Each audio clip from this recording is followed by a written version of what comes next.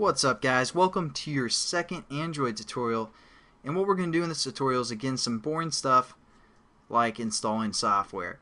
And the software we're going to install is Eclipse. So go into Google, type in Eclipse or download Eclipse. I'm going to say Eclipse download, and it should be the first link from eclipse.org/downloads. We're going to click on that, and basically what Eclipse is an IDE which will make developing a lot easier for us. It's going to give us some error checking, some shortcuts, just basically some references, so we won't have to remember exactly every line of code that we're going to use for the most part by memory. It's going to be a lot simpler for the most part, and that's how we're going to integrate the SDK as well. So here we go.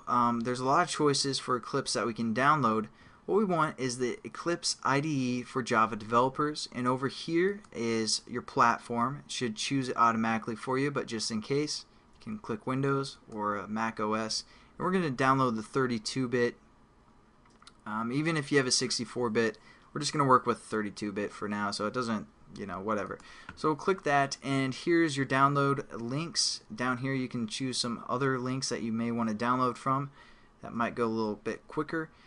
Or you can just select this this one that they're featuring for the most part. So just click that, and it's a standard download. As you can see right here, I already have it downloaded because it's almost 100 megabytes. I'm actually going to install it for you guys because this computer doesn't have it set up for the most part. So there we go. We install it. I'm going to try and find it, make sure I install it in the right place. Yeah, under my downloads right here. What I'm going to do is now move this whole folder into my hard drive, or for you Windows users, your main hard drive, which is like your C drive. So just move it into that folder, and then we're going to open it up by opening the Eclipse folder and clicking this icon, which basically looks like a croquet ball or like, I don't know, a third grader's painting or something. So open that up, and that's going to start our Eclipse. Yeah, we know it's from the internet. We're going to show it anyways, or open it anyways, because we're trusting like that. And it's going to start up Eclipse, and here's the workspace that we're going to create.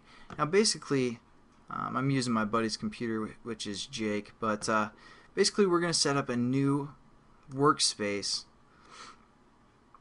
and we're going to do this within our documents for the most part. What we're going to call this workspace, or we're going to create it by right-clicking or clicking this new folder here and saying the new Boston.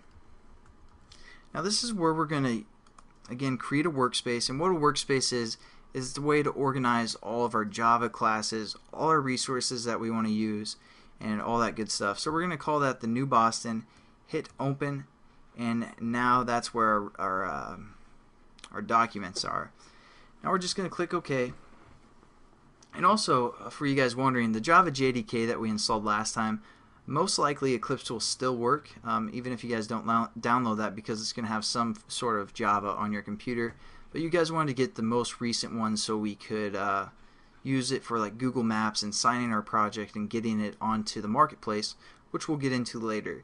But now we have Eclipse set up. We exited out of, sorry, I kind of skipped over that, but there's a welcome screen. It's boring, ugly, and from the 1980s or something. So we exited out of that welcome screen. The X was up here somewhere. So just click that, and then you'll get this, which is basically the layout of Eclipse. And what we're going to do is set up the ADT reference. So what I want you guys to go to, or where I want you guys to go now, is in Google, type in Android ADT. Hit enter, and it'll be this first link from the developerandroid.com page /SDK/Eclipse ADT. Click that, and here's the developer page. It should be on this page. If not, but you guys are on the developer page, you guys can click right here where it says ADT plugin for Eclipse, and scroll down to the point where it says installing the ADT plugin and downloading the ADT plugin. So it gives us a link. What we're going to do is copy this link by Control-C or Command-C, whatever you guys are on, Windows or Mac. And then we're going to copy that link, and what we're going to do now is go back into Eclipse, and under this Windows tab for if you guys are on Windows, it should be under the Windows tab, and right down here there'll be a or I'm sorry, no, I'm sorry. On both of Windows and Mac, it's under the Help tab, and it says install new software. So we're going to click that, and we're going to now paste that link right here and hit add. Now we can add a name to this, so we're going to just add a name, so Android ADT, and again you guys can paste the link right here. That's the location link, and hit OK.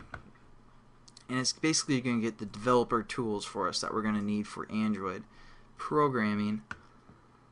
So that might take a little bit. We're just going to click this, hit next,